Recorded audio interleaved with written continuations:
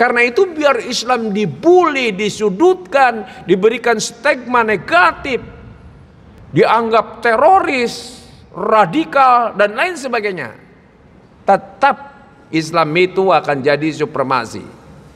Dan kita bisa bersaksi dengan adanya Android ini, dengan adanya YouTube ini. Lihat coba di Eropa, di Rusia, di China, bagaimana mereka banyak yang berbondong-bondong masuk Islam. Di Eropa, di Jerman, di Inggris, di Amerika, di Jepang.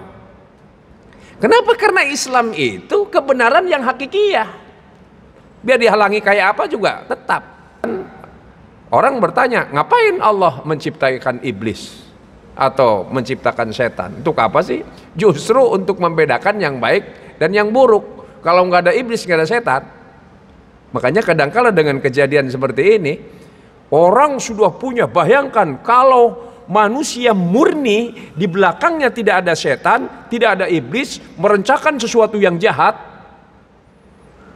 Ntar mempertimbangkan, jangan dibunuh, karena kalau dibunuh nanti repot. Tetapi karena ada iblis, makanya tidak ada iblis membunuh, tidak ada setan membunuh, nggak ada. Cuman membisikkan, yuwaswisu fi sudurinas, bunuh aja, dibunuh. Setelah dibunuh bagaimana pertanggungjawabannya?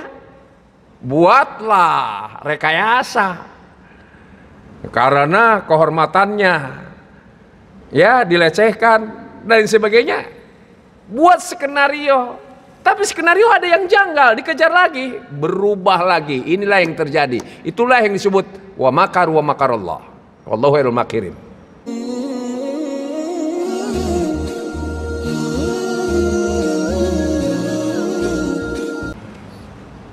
Assalamualaikum warahmatullahi wabarakatuh.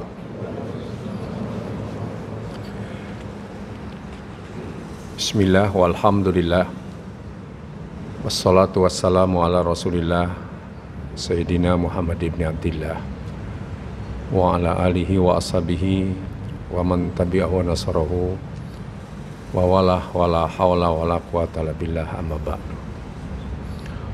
Rabbi shrah li sadri wa yassir li amri wa hlul 'uqdatam min lisani yafqahu qawli. Rabbi zidni ilman ajma'in. Shadaqallahul azim wa shadaqa rasulul habibul karim wa nahnu ala dzalika minasyahidin wa syakirin walhamdulillahirabbil alamin. Hadirin hadirat yang dimuliakan oleh Allah Subhanahu wa taala, patut kita bersyukur bahwa di hari ini kita masih diberikan kesempatan oleh Allah Subhanahu wa taala untuk melaksanakan sholat zuhur berjamaah. Kemudian sejenak kita berada dalam satu majelis yang tidak ada majelis yang lebih mulia daripada majelis ilmu. Salawat dan salam kita sanjungkan kepada junjungan kita Nabi besar Muhammad SAW beserta keluarga, sahabat-sahabat, dan para pengikutnya yang insya Allah kita berada di dalamnya. Hadirin yang berbahagia, dalam perspektif Al-Quran, kehidupan dunia ini bukan kehidupan yang hakiki, tetapi kehidupan yang hakiki adalah kehidupan akhirat. Wa ma hadzihil hayatud dunya illa lahwun wa la'ibun wa inna darul akhirata lahiyal hayawan. Kenapa demikian? Karena di dalam Al-Quran Allah Subhanahu wa ta'ala menegaskan, seperti dinyatakan di dalam surat Al-Hadid ayat yang ke-22, ma asaba min musibatin fil ardi wala fi anfusikum illa fi kitabim min qabli an nabra'aha. Tiadalah kejadian yang terjadi di muka bumi ini ataupun kejadian yang menimpa diri kamu sendiri, diri kita, kecuali sudah tercatat di Lauh Mahfuz fi kitabin an-nabra'aha, artinya sebelum kami menciptakannya sudah terlukis di Lauh Mahfuz, sebelum kami mewujudkannya dalam kehidupan ini. Jadi semua peristiwa sudah tercatat, termasuk adanya pembunuhan salah satu anggota Polri oleh anggota, bahkan oleh atasannya itu sendiri. Yang kedua, dalam surat Al-Hadid ayat yang ke-20 Allah pun menegaskan, "I'lamu annamal hayatud dunya la'ibun walahwun wazinatun watafakhurun bainakum watakasurun fil amwal wal aulad." Ilmuilah olehmu. Jadi kalau ada kalimat perintah dalam Al-Quran, fi'il amar, i'lamu, ketahuilah olehmu, artinya ketahuilah berdasarkan ilmu. Ilmuilah olehmu bahwa kehidupan dunia ini laibun, permainan. Kalau menurut Imam Al-Mawardi, laibun itu adalah permainan yang disukai. Makanya kecenderungan orang masing-masing berbeda. Ada senang permainan ekonomi, permainan politik, permainan jurnalis, permainan. Kalau dalam olahraga ya permainan bola, tinju, masing-masing berbeda. Hidup ini permainan. Yang kedua lahwun, dramatisasi. Yang kata Imam Al-Mawardi, sesuatu yang membuat manusia itu lalai.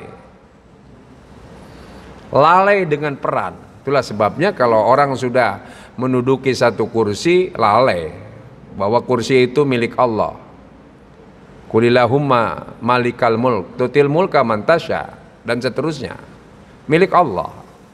Allah berikan kepada orang yang dikehendakinya, dan satu ketika Allah cabut dari orang yang dikehendakinya. Tapi manusia lalai. Itulah sebabnya banyak orang kalau sudah punya jabatan lalai, sombong, angkuh, lupa daratan, nggak berpijak di bumi. Makanya gurur. Yang ketiga, kehidupan dunia itu sendiri zinatun, hanyalah perhiasan. Makanya tidak ada yang kita pakai di badan kita kecuali perhiasan. Tidak ada yang kita tempati di rumah kita seluruhnya kecuali perhiasan. Termasuk ini interior masjid ini perhiasan. Semua perhiasan. Kendaraan pun perhiasan. Makanya kecenderungan perhiasan itu masing-masing berbeda juga. Rasulullah menyatakan ad-dunya mata' wa khairu mata'iha al-maratu salihah. Dunia ini perhiasan, tapi ada perhiasan yang sungguhnya paling mahal harganya, paling tinggi nilainya, yaitu wanita yang salehah. Karena wanita yang salehah diberikan perhiasan yang semurah apapun harganya, itu akan diterimanya dengan tulus. Tapi bagi wanita yang tidak salehah, pemberian suami berapapun itu nggak ada harganya. Itu beda sekali. Makanya mendingan kita mendidik istri kita supaya jadi anak yang istri yang salehah, atau anak kita supaya kelak menjadi istri di hadapan suaminya salehah juga. Yang keempat, tafakhurun bainakum. Manusia itu di antara kalian itu berbangga-bangga. Tafakhur. Kemudian watakasurun fil amwal wal aulad, dan berlomba terkait dengan yang namanya harta ataupun anak. Itulah sebabnya ada permainan peradilan.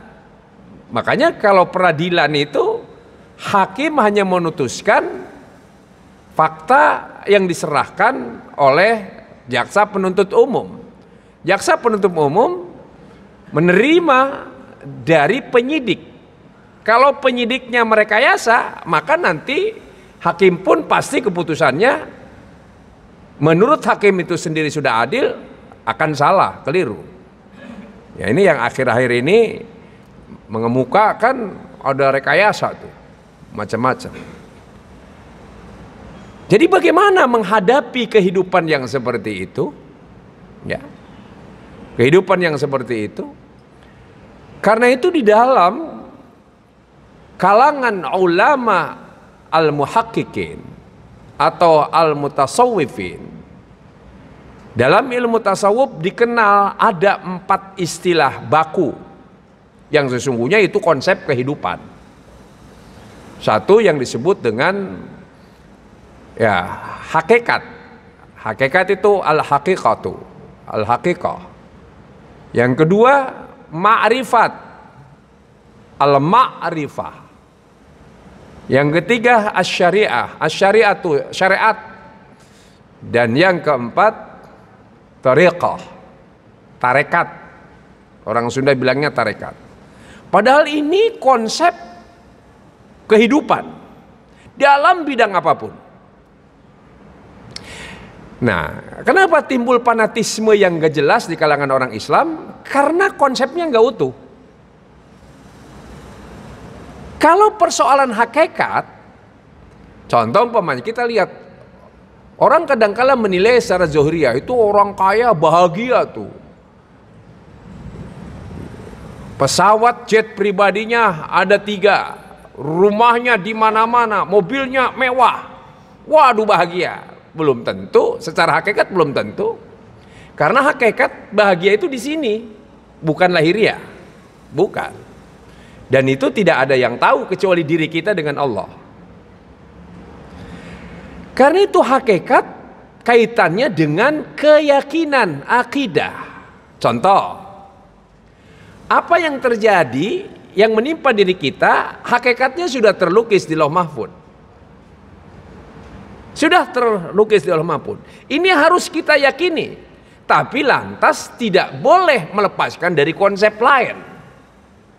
Contoh umpamanya, garis tangan kita kaya atau miskin.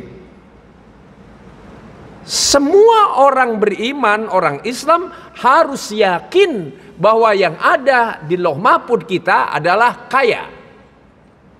Atau katakanlah sukses.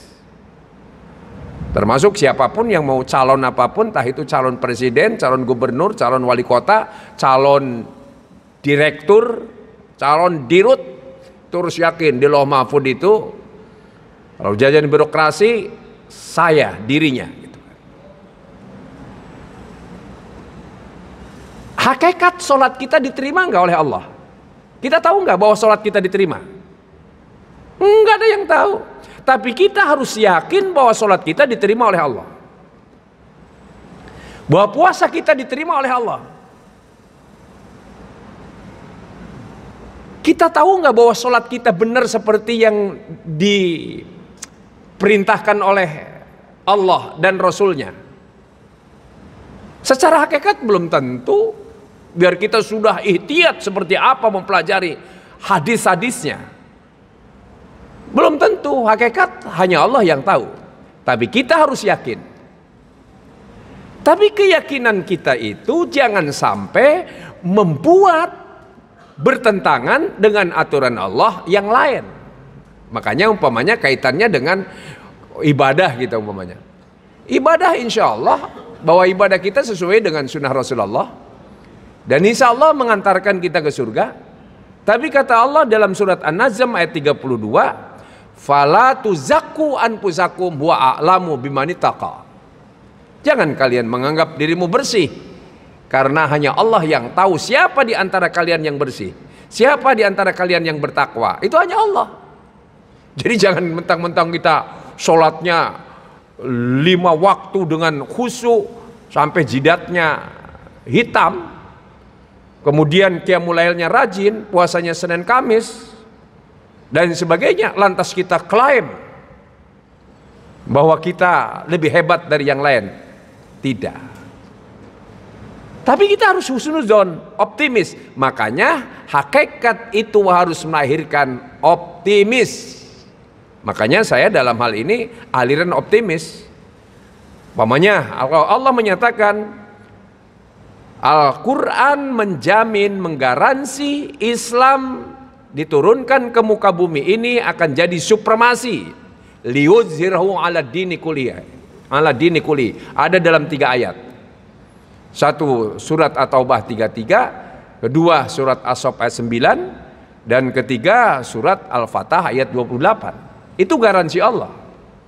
Karena itu biar Islam dibully, disudutkan, diberikan stigma negatif, dianggap teroris, radikal dan lain sebagainya, tetap Islam itu akan jadi supremasi. Dan kita bisa bersaksi dengan adanya Android ini, dengan adanya YouTube ini. Lihat coba di Eropa, di Rusia, di China, bagaimana mereka banyak yang berbondong-bondong masuk Islam. Di Eropa, di Jerman, di Inggris, di Amerika, di Jepang. Kenapa? Karena Islam itu kebenaran yang hakikiyah. Biar dihalangi kayak apa juga tetap. Ini yang, tapi Allah sebelum ayat itu mengatakan yuriduna liyutfi'u nurallah biafwahim. Mereka orang munafik, orang musyrik, orang kafir tetap ingin memadamkan sinar Allah, ingin memadamkan Islam, ingin menghina Rasul Allah, bahkan berikan stigma kepada Al-Quran dan sebagainya yang negatif. Tetapi justru Allah semakin menyempurnakan. Makanya kadangkala iblis diciptakan, orang bertanya, ngapain Allah menciptakan iblis atau menciptakan setan? Untuk apa sih? Justru untuk membedakan yang baik dan yang buruk. Kalau nggak ada iblis, nggak ada setan.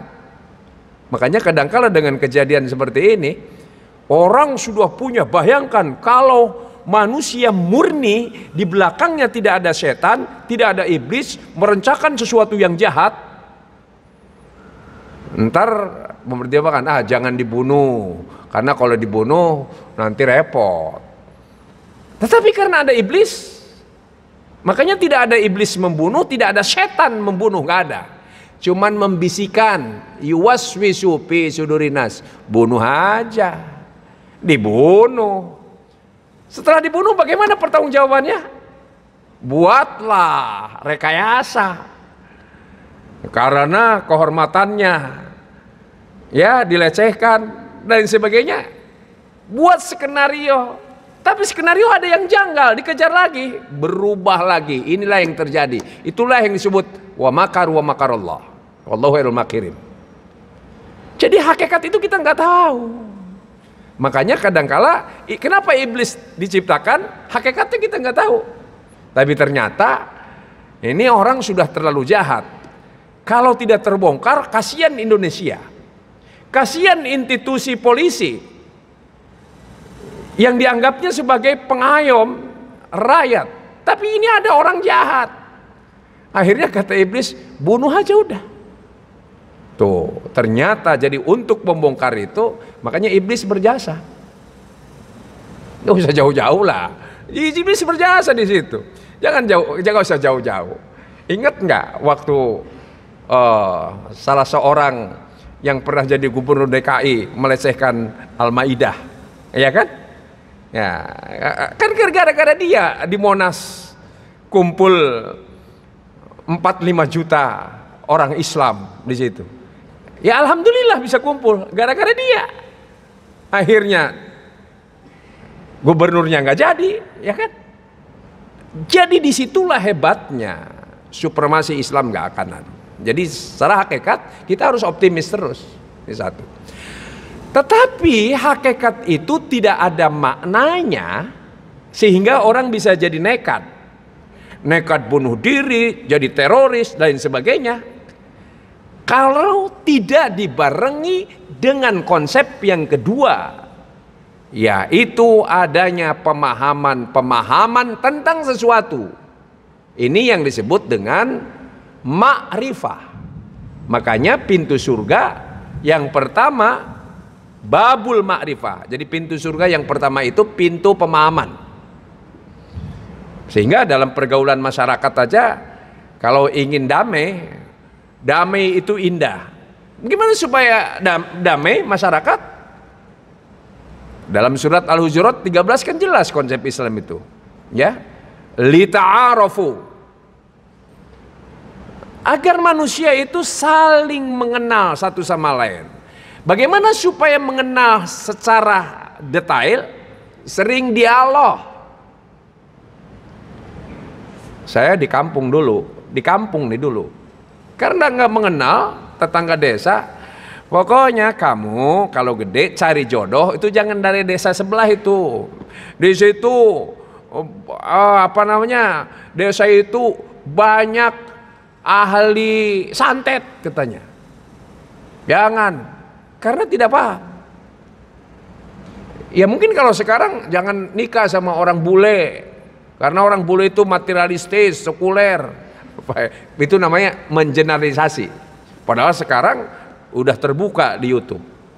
Banyak orang-orang pemuda-pemuda muslim di Indonesia yang berkenalan dengan orang-orang yang ternyata punya hati nurani yang masih murni. Dia tidak materialistis, dia tidak terjerumus kepada dekanisi moral. Jadi banyak wanita-wanita yang masih murni, kemudian akhirnya jadi mu'alaf, dan itu bibit-bibit nanti penyebar Islam di luar. Makanya Islam berkembang terus. Makanya memakrifati itu harus terus. Nah, kalau dunia ilmu itu namanya nisbi, karena al-haqqu mir rabbik, kebenaran mutlak hanya milik Allah. Apalagi kalau sudah berbicara fikih, nggak bisa mutlak-mutlakan, nggak bisa. Ya, karena itu disitulah ada toleransi. Makanya dalam fikih ada mazhab, dalam teologi ada mazhab, dalam tasawuf ada mazhab, dalam hadis ada mazhab. Jadi masing mazhab itu adalah tempat kembalinya rujukan, itu mazhab. Kalau dalam fikih ada rujukannya ke mana? Yang lucu lagi, ada orang Islam sekarang anti kitab Al-Um karangan Imam Syafi'i yang lahir tahun 150 Hijriah, wafatnya tahun 204 Hijriah. Kenapa? Karena dalam kitab itu nggak ada hadis rawahul Bukhari, rawahul Muslim. Kan konyol. Ya. Sementara yang namanya Bukhari itu abad ketiga, yang namanya Muslim abad ketiga. Ya, ini yang kekonyolan karena ilmunya itu terlalu buntu gitu kan. Makanya belajar ilmu itu, makanya ada ilmu tafsir. Satu kalimat saja dalam Al-Qur'an, kalau kita baca tafsir An-Nuqatu wal Uyun, waduh, Yasin saja. Yasin itu bisa ya insan, wahai manusia. Yasin itu bisa ya Muhammad, ya begitu. Jadi bukan hanya satu makna, dan itu menurut para sahabat dalam An-Nuqatu wal Uyun. Yasin itu salah satu nama Allah. Yasin itu asmaun min asma'illah, ismun min asma'illah. Ada Yasin itu namanya salah satu nama Al-Quran. Makanya Yasin disebut, Al-Quran itu disebut Yasin. Disebut Yasin. Jadi satu kalimat saja mempunyai makna yang beragam. Makanya dunia makrifah itu dunia ilmu. Dunia ilmu. Kalau nggak percaya, dalam dunia kedokteran, kalau kita sakit, pergi ke satu dokter. Setelah dokter kasih diagnosa, oh ini bapak sakitnya ini obatnya ini. Tapi kalau kita pura-pura bego, pindah lagi nih ke dokter lain, sama nggak diagnosanya? Belum tentu, pasti beda itu. Ya, apa sih beda? Karena kalau dalam dunia ijtihad termasuk dalam kedokteran itu kebenarannya relatif. Nah, ini dunia makrifat. Kalau kita mau dagang, sarah kekat, insya Allah di Lauh Mahfudz sukses, yakin itu. Bagaimana tindak lanjutnya? Kita pelajari dong, baca buku-buku tentang ekonomi, banyak berdialog dengan orang tentang bagaimana usaha yang bisa bikin kita maju, itu namanya makrifat. Tetapi makrifat pun tidak ada atau kurang artinya tanpa dilanjutkan dengan konsep yang ketiga, yaitu syariat. Syariat itu apa? Implementasi daripada kemarifatan itu. Ya, kita umpamanya kata Nabi, as-sholatu imaduddin, salat itu tiang agama. Ya, mana qomaha faqad aqamuddin. Barang siapa yang mendirikan salat, maka sungguh dia telah menegakkan agama. Wa man tarakaha ya faqad dahamaddin. Jadi itu aja. Salat ini makanya perlu dimakrifati. Salat nanti marifatnya beda-beda. Man aqamaha faqad aqamaddin. Siapa yang mendirikan salat, sungguh dia telah menegakkan aqamaddin, mendirikan agama. Tapi sebaliknya menghancurkan agama. Tapi sholat yang mendirikan agama itu seperti apa? Dimensinya apa? Ada dimensi fikih. Kalau dimensi fikih, ya udah harus dimensi fikih, harus kita berwudu dulu, harus menghadap kiblat, memenuhi rukun yang 13 dan seterusnya dan seterus. Diawali dengan takbiratul ihram dan diakhiri dengan salam. Tapi dimensi tasawufnya gimana? Apakah dikala kita Allahu Akbar ingat kunci?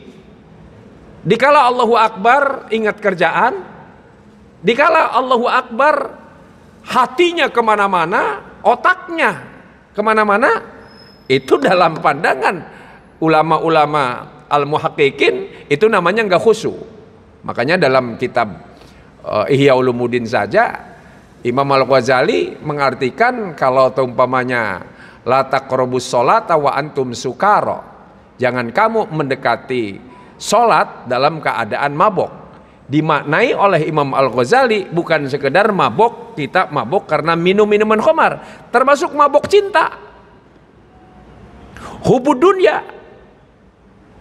Pak, coba kita interest sendiri. Kalau kita lagi hubud dunya nih, apalagi orang lagi kasmaran, ya kasmaran, handphone aja bisa 24 jam. Kalau yang punya istri ngumpet-ngumpet, kan dari istri itu kan. Kalau yang punya istri ngumpet-ngumpet kan, otaknya kemana? Yang dibayangkan itu otaknya ini jam sekian lagi ngapain, ya? Itu ya. Nah sekarang sholatnya itu kata Imam Al-Ghazali percuma itu yang begitu. Jadi ada dimensi tasawufnya. Ya, makanya disebut yang namanya syariat adalah jalan zohiriyah. Yang praktekkan kalau kita punya ilmu ekonomi supaya bermanfaat ya kita dagang, kita ke pasar. Kalau sekarang kan ada pakai handphone juga bisa sekarang dagang. Tergantung makrifatnya. Orang punya cita-cita, anak kita mau jadi dokter. Harus yakin orang tua bahwa anak kita jadi dokter. Tapi jangan hanya keyakinan saja. Anaknya supaya menguasai ya eksak gitu kan. Kemudian dimasukkan ke fakultas kedokteran. Jangan sampai anak kita ya drop out. Maka kita support terus, suruh rajin belajar, insya Allah jadi. Syariatnya, marifatnya terus, syariatnya. Tapi setelah dapat ilmunya, gelarnya, kalau nggak dipraktekkan, lupa itu. Makanya jalankan syariat, yaitu praktek. Ini di dalam praktek yang sifatnya lahiriah itu tidak cukup. Makanya ada konsep yang keempat namanya tariqah. Tariqah itu jalan batiniah. Makanya jalan dalam Al-Quran banyak. Arti jalan itu dalam Al-Quran banyak. Ada sirat, sirat juga jalan. Syari', syari' itu jalan. Tariq, tariq juga jalan. Sabil, sabil juga jalan. Zamannya subul, subul juga jalan. Jadi banyak jalan-jalan menuju surga itu banyak. Nah, diantaranya thariqah itu apa? Upaya batiniah. Ini kalau kita, saya contohkan. Saya baca dan lihat di YouTube ketika pencalonan Ahok. Saya sebutkan karena udah terlewat kan. Gubernur. Itu di gereja diproklamirkan bahwa Ahok utusan Yesus Kristus. Karena ada di antara ya tutor katakanlah pendeta atau romo atau pastor itu bermimpi Ahok tuh bahkan jadi presiden. Makanya yakin betul. Kemudian datanglah saingannya Pak Anies kan. Pak Anies dari mana munculnya? Adalah dari usulan pengurus Masjid Agung Sunda Kelapa. Setelah di Sunda Kelapa ada tradisi Qiyamul Lail tiap bulan. Setelah Qiyamul Lail sampai subuh, kemudian rapat pengurus yang membahas tentang calon gubernur. Ya, ada seorang tokoh namanya Aksa Mahmud, ya, itu iparnya Yusuf Kala. Ya, berbincang, coba kita cari sebutin nama yang banyak. Akhirnya ada yang bilang gimana kalau Pak Anies. Ketika itu saya menjadi saksi, saya berdiri kalau Pak Anies, saya bilang saya siap jadi bempernya. Ketika itu, kenapa? Saya sebutkan alasannya, mungkin ada 7-8 alasan saya kemukakan. Akhirnya udahlah, singkat kata beneran. Pak Anies begitu maju, saya ingin jadi gubernur, bukan wakil gubernur. Dan itu sulitnya minta ampun.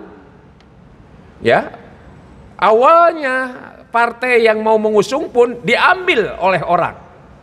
Ya, mengusung gubernur yang lain. Udah nggak punya.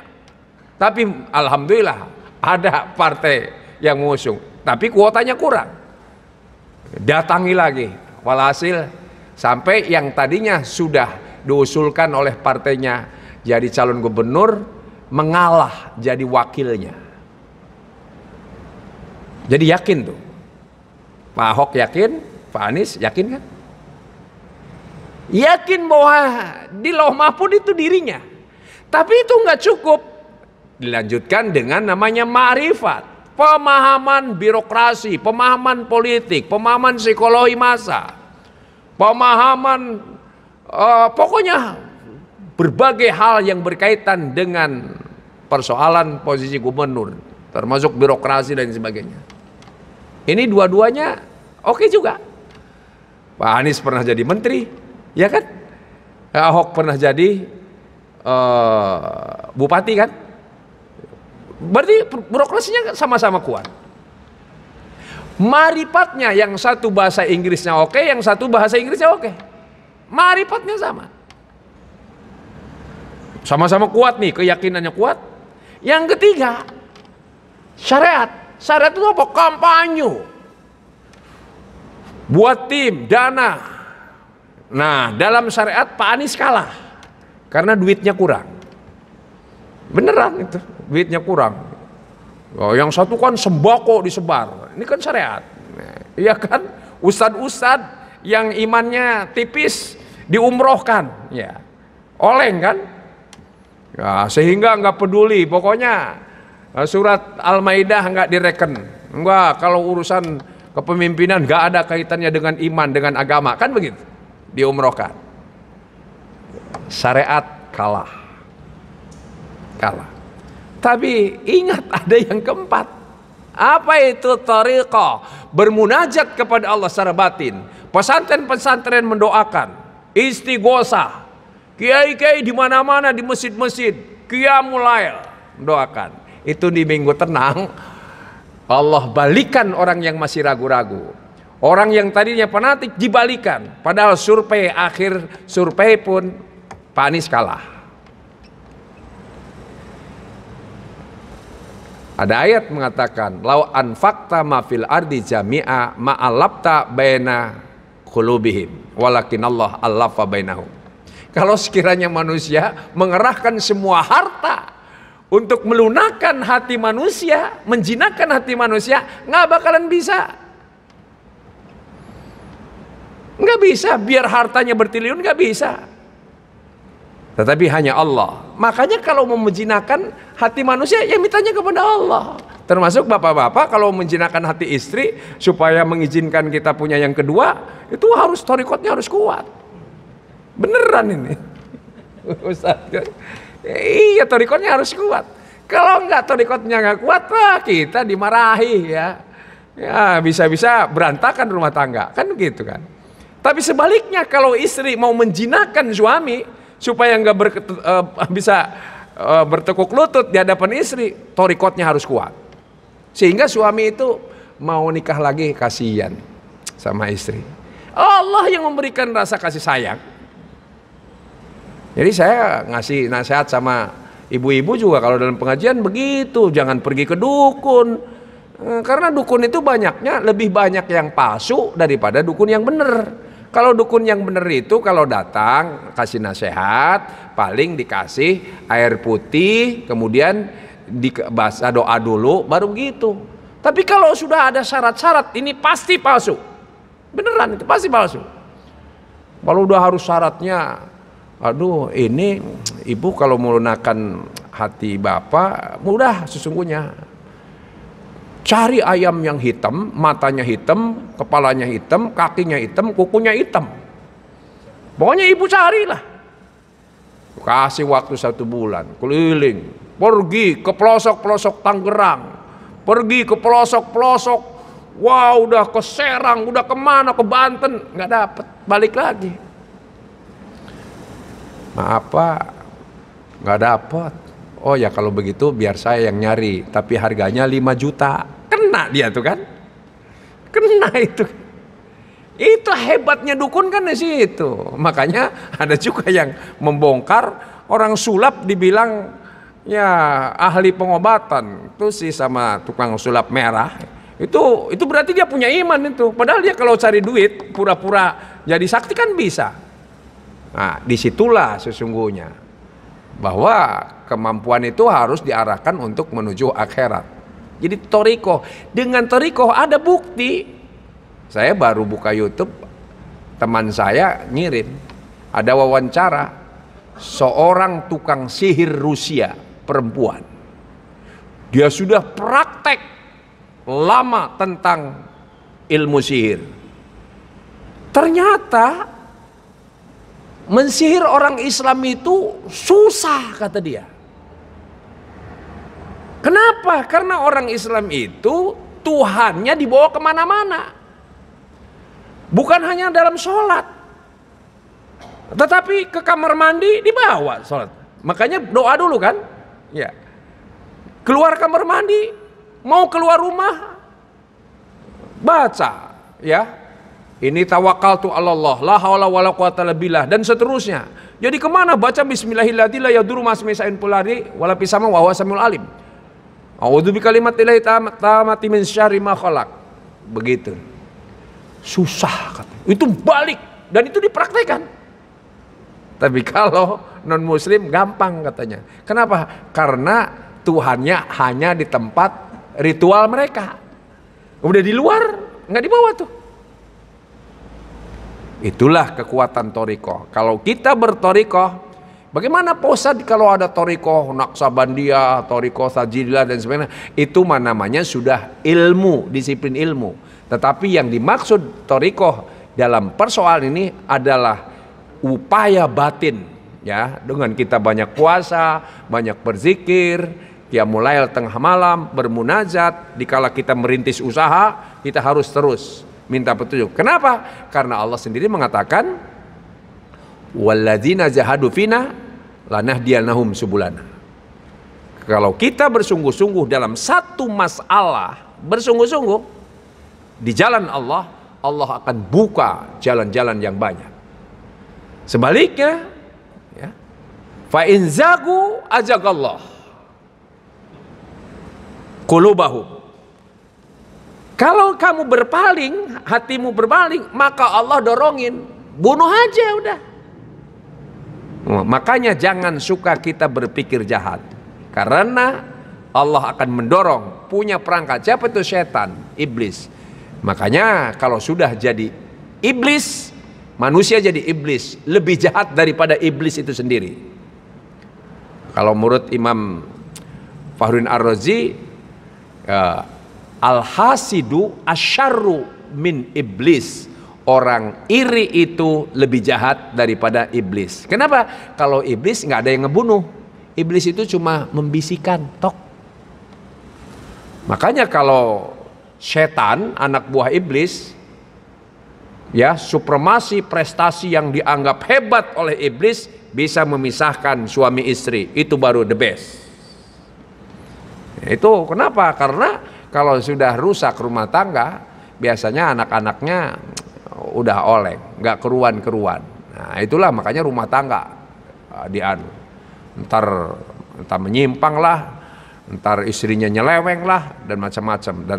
Itulah saya kira ini yang dapat saya sampaikan. Kalau nggak ada yang bertanya, saya tutup dengan doa. Ya, ada yang bertanya? Nggak ada. Insya Allah paham lah. Itu empat itu aja dalam apapun dunia ini. Ya. Jadi jangan, termasuk kalau ada anak muda yang ingin yang wajahnya pas-pasan gitu, jangan minder sama yang cantik. Yakin bahwa dia jadi istri saya. Oke. Tinggal cari marifatnya. Ini anak siapa, hobinya apa, ya, hobinya apa, pelajari. Udah dipelajari, praktekkan. Wah, ini ulang tahunnya sekian, kirimi bunga, kirimi. Kalau ulang tahun kirimi hadiah, nggak usah nyebutkan identitas dulu. Penasaran, lama-lama kan perhatian aja gitu. Ya, lama-lama kan nyari gitu kan. Udah nyari, disitulah torikonya harus kuat. Berdoa, ya Allah, yang membolak-balikan hati, balikanlah hati dia ya Allah untuk cinta kepada saya. Ya, karena Engkau yang membuat cinta, kan begitu kan. Karena itu banyak yang aneh kan. Suaminya di bawah standar, tapi istrinya kan banyak yang gitu. Ya, termasuk lihat orang-orang orang Indonesia yang kawin sama orang bule. Wah, cantiknya luar biasa. Orang Indonesianya standar banget gitu kan. Ya, saya kira ini. Terima kasih. Alhamdulillahirrahmanirrahim. Wassalatu wassalamu ala asyrofil mursalin wa ala alihi washabihi ajmain. Allahumma lakal hamdu wa lakal mustaka wa antal musta'an wa la haula wa la quwwata illa billahil azim. Allahumma arinal haqqa haqqa warzuqna tiba'ah wa arinal batila batila warzuqna sinabah. Allahumma ja'al hadha jam'ana jam'an marhuma wa tafarruquna tafarruqan min ba'di ma'suma. Allahumma taqabbal minna salatana wa siyamana wa qiyamana wa ruku'ana wa sujudana wa takhasyu'ana wa ta'budana wa tamtaksirana ya Allah ya arhamar rahimin. Rabbana atina fid dunya hasanah wa fil akhirati hasanah wa qina adzabannar. Walhamdulillahil alamin. Walakum minkum wallahul muwaffiq ila aqwamit thoriq. Wassalamualaikum warahmatullahi wabarakatuh.